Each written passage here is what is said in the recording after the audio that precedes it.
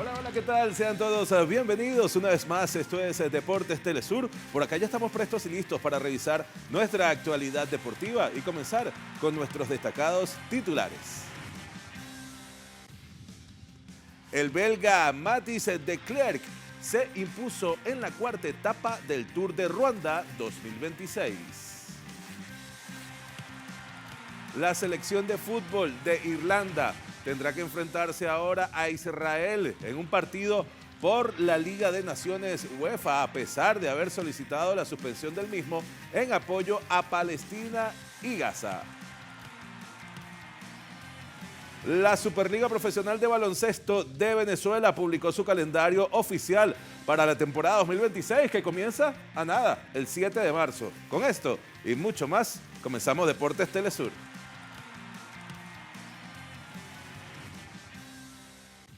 Grato placer saludarles, damas y caballeros. Recuerden seguirnos en nuestras redes sociales como @deportes_telesur. Y en una nueva jornada del Tour de Ruanda, el belga Matthijs de Klerk se impuso en la cuarta etapa de esta competición. El pedalista del Team Soudal Kick dominó la carrera en un recorrido de 127.2 kilómetros, incluidos 4 puertos de segunda categoría y uno de tercera. En los últimos 500 metros, de Klerk lanzó una ofensiva definitiva, adelantó a Krejci en las últimas 2 curvas y con un sprint seco a 100 metros de la meta, certificó la victoria en Rubavu con un tiempo de 3 horas, 5 minutos y 55 segundos. Krejci cruzó la meta en segunda posición con el mismo tiempo que el vencedor, resultando suficiente para obtener el maillot amarillo tras el bajo nivel de Jürgen Sommermann, que se dio más de 6 minutos en la jornada. Este jueves se disputará la quinta etapa con salida y llegada en Rubavu, sobre 82 kilómetros, repartidos entre 9 vueltas a un circuito de 9.11 kilómetros.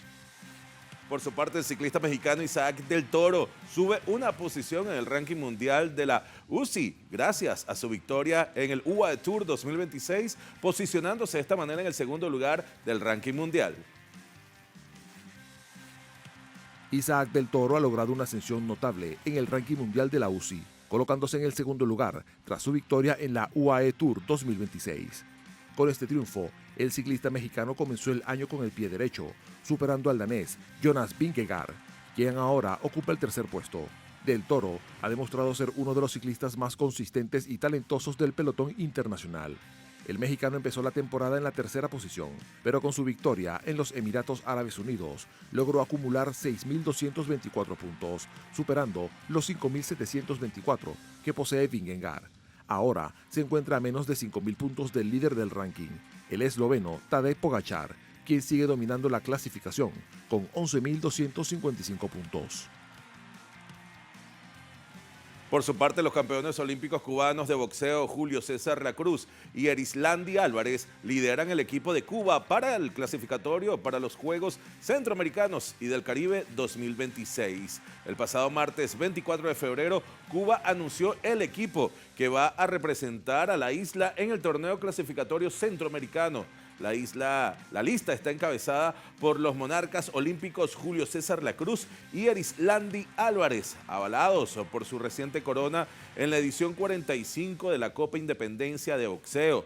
También fueron convocados Zaidel Hortal, Alejandro Claro y Fernando Arzola, entre otros también pugilistas. El torneo se celebrará en Guadalajara, México, del 11 al 16 de marzo y tiene como objetivo asegurar boletos en cada una de las divisiones para los Juegos Centroamericanos y del Caribe de Santo Domingo.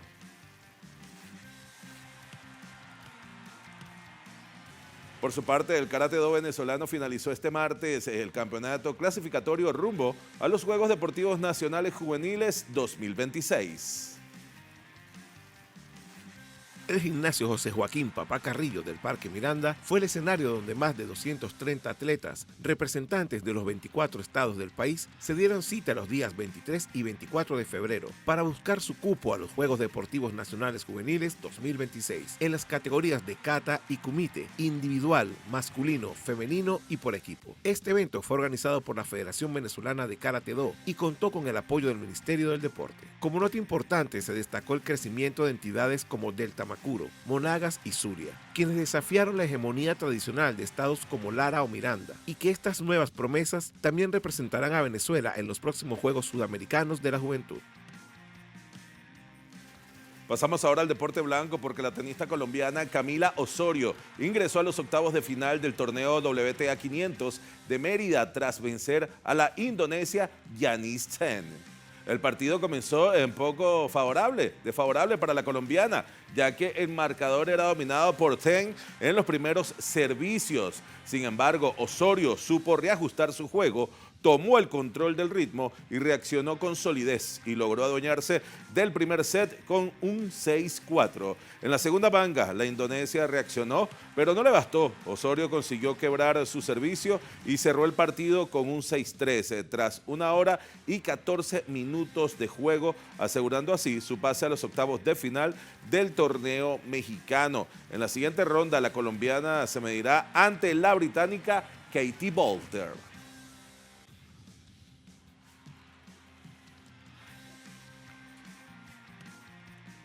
Tenemos que el Comité Paralímpico finlandés ha anunciado una decisión drástica. Su delegación no asistirá a la ceremonia de apertura de los Juegos Paralímpicos de Invierno Milano Cortina 2026. Así que nuestro colaborador Oleg Jasinski nos tiene más información. Saludos desde la capital rusa, queridos amigos. Finlandia no participará en la ceremonia de apertura de los Juegos Paralímpicos de Invierno debido a la admisión de atletas rusos y bielorrusos. El Comité Paralímpico del país quiere demostrar su apoyo a Ucrania, afirmó la organización. Recordemos que anteayer el jefe del Comité Paralímpico Internacional subrayó que la decisión de admitir a los atletas de Rusia y Bielorrusia con su bandera e himno no puede ser revocada. Anteriormente, Ucrania, la República Checa y Estonia decidieron boicotear la ceremonia de apertura. Por ejemplo, Ucrania ha decidido boicotearlas parcialmente. Sus funcionarios no asistirán en la ceremonia de apertura ni a otros eventos oficiales. El jefe del Ministerio de Asuntos Exteriores de Italia ha pedido que no se concedan visados a los acompañantes de los atletas rusos y bielorrusos. El presidente de Letonia ha declarado que la participación de los paralímpicos de Rusia y Bielorrusia bajo sus propias banderas es inaceptable para su país. Los Juegos Paralímpicos se celebrarán del 6 al 15 de marzo en las ciudades italianas de Milán y Cortina d'Ampezzo, donde se esperan otros actos de sabotaje antirruso oficial por parte de varios gobiernos occidentales y protestas de grupos pagados que serán presentados por los medios como representantes de la sociedad civil. Desde Moscú, para Telesur, Oleg Jasinski. Gracias a Oleg Jasinski por la información. Vamos nosotros, mientras tanto, a una breve pausa, pero ya regresamos con mucha más información acá en Deportes Telesur.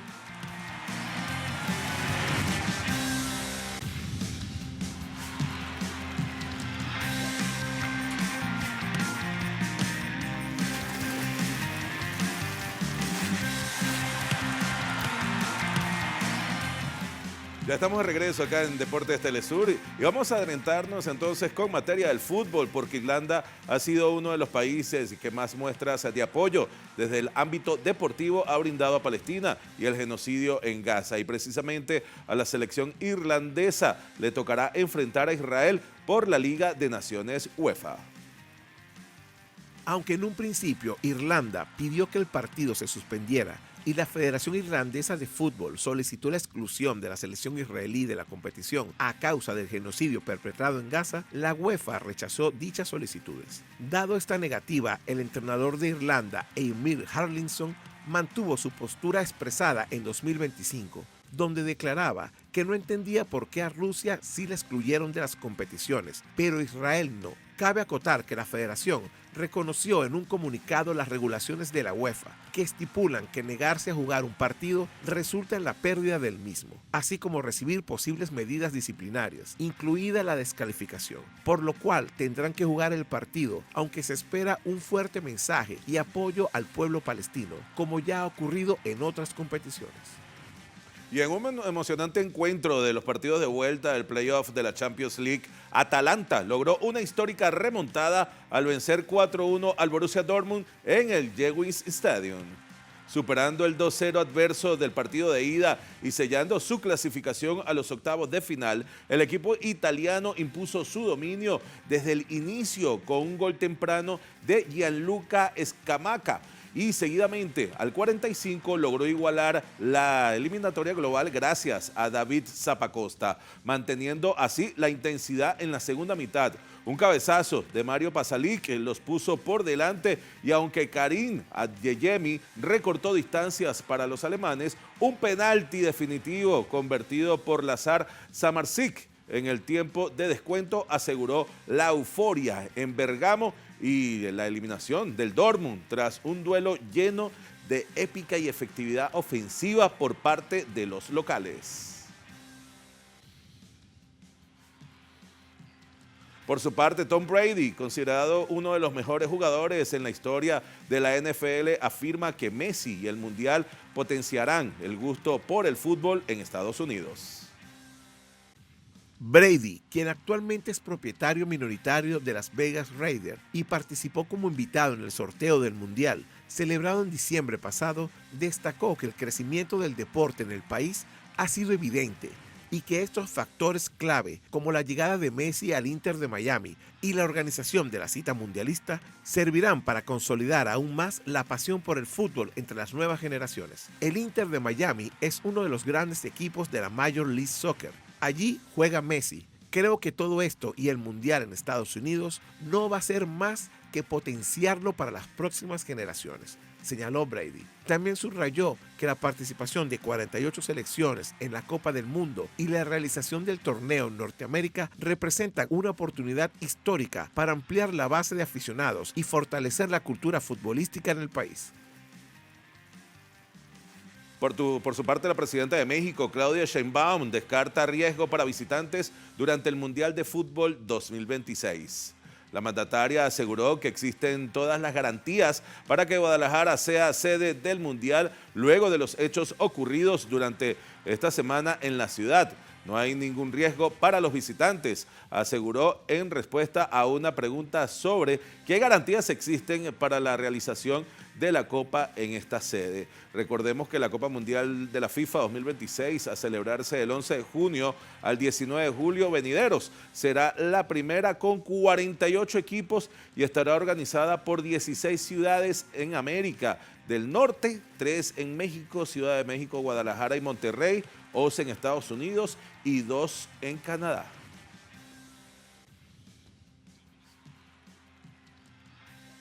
Durante una rueda de prensa en la inauguración del Centro de Alto Rendimiento en Colombia, el presidente de la FIFA, Gianni Infantino, expresó su respaldo a México como sede y a la presidenta Claudia Sheinbaum pese a la situación que atraviesa el país azteca.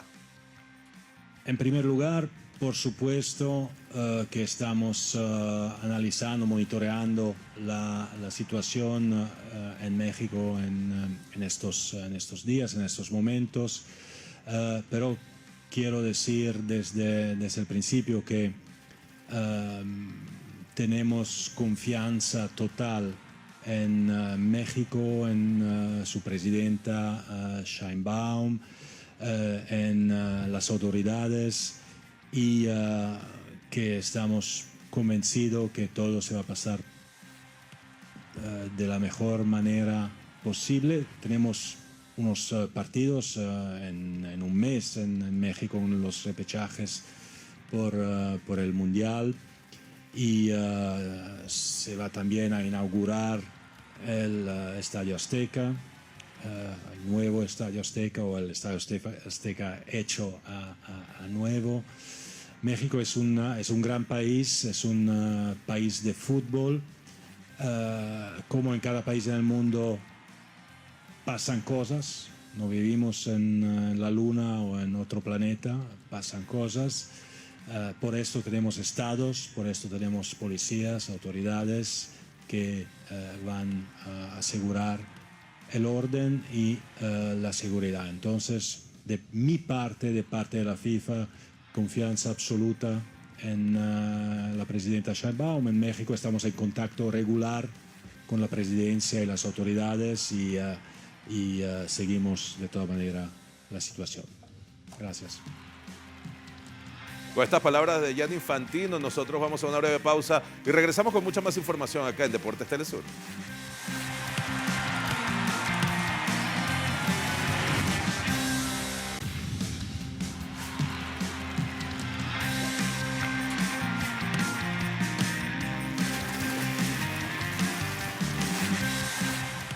Estamos de regreso, damas y caballeros, acá en Deportes Telesur y vamos a pasar ahora al deporte de las alturas porque la Superliga Profesional de Baloncesto de Venezuela publicó su calendario oficial para la temporada 2026.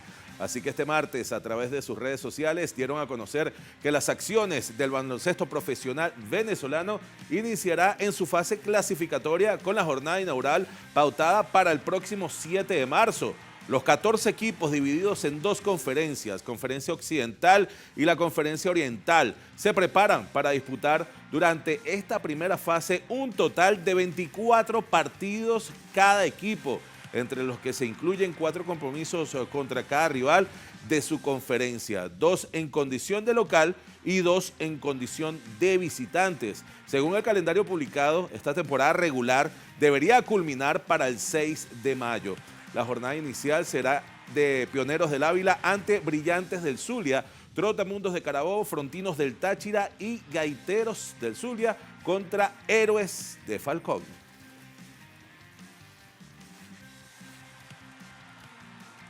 Y este jueves comienza la segunda ventana del clasificatorio FIBA de las Américas para el Mundial Qatar 2027. Los partidos de esta segunda ventana clasificatoria a rumbo al Mundial 2027 se celebrarán entre el 26 y 27 de febrero, donde algunas selecciones se han posicionado cómodamente como los líderes de sus respectivos grupos, como es el caso de Estados Unidos, manteniéndose invicto en el Grupo A, con 2 victorias, seguido de República Dominicana y México, mientras Nicaragua se ubica en el último lugar. En el Grupo B, Canadá y Jamaica se encuentran empatados con 2 victorias cada uno, siendo los favoritos a ganar el grupo. Asimismo, Brasil se ha posicionado como el equipo más sólido del Grupo C, tras tener 2 victorias, mientras que Colombia y Venezuela se encuentran en los últimos puestos, luego de disputar únicamente un partido. Asimismo, Argentina y Uruguay están empatados con 2 triunfos en el Grupo D. Pasamos a los Diamantes del Caribe porque Carlos Arroyo fue confirmado por la selección de Colombia para jugar en el Clásico Mundial de Béisbol 2026 tras la baja del lanzador Nabil Crismat por una cirugía reciente en su codo. Este movimiento se produce semanas después de que el equipo técnico presentara la lista definitiva de los 30 jugadores que van a representar al país en el torneo internacional, con la incorporación de Arroyo, quien se coronó campeón en la temporada 2025-2026 de la Liga Profesional de Béisbol Colombiano con los Caimanes de Barranquilla. El roster de Colombia queda entonces oficialmente actualizado para la competencia que va a iniciar en la fase de grupos en San Juan, Puerto Rico, el 6 de marzo.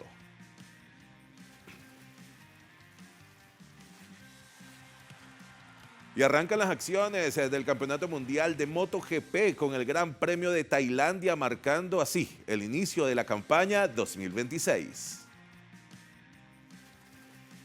Las 11 escuderías que conforman la parrilla de constructores emprenderán camino al circuito internacional de Chang para dar inicio a la 78ª edición de la competición este domingo 1 de marzo, donde 22 pilotos buscarán inmortalizar su nombre en los libros de la MotoGP, disputando 22 fechas a lo largo de los próximos 10 meses, con algunos tratando de conquistar su primer título, mientras otros buscarán alcanzar nuevamente la gloria, como es el caso del vigente campeón Marc Márquez, ya que dependiendo del rendimiento de su Ducati, el español podría agregar otro título a su palmarés. Una de las mayores novedades en el calendario actual es el regreso del Gran Premio de Brasil, celebrado en el Autódromo Internacional Ayrton Senna, que tendrá lugar entre el próximo 22 de marzo, siendo así la única carrera que se celebrará en territorio latinoamericano.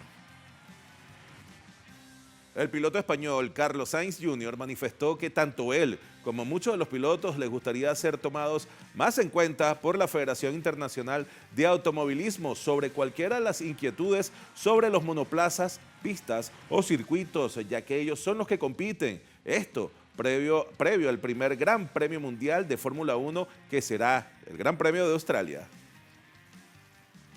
Me gustaría que sí, que de vez en cuando pues, se nos preguntase qué es lo que creemos que haría la Fórmula 1 más divertida, más apasionante, qué es lo que creemos que los coches les falta para que haya más adelantamientos, porque al final si no podemos adelantar es porque los coches no nos dejan, no porque nosotros no queramos, y es ahí donde nosotros tenemos esa sensibilidad para poder decirle a la categoría qué es lo que hay que cambiar.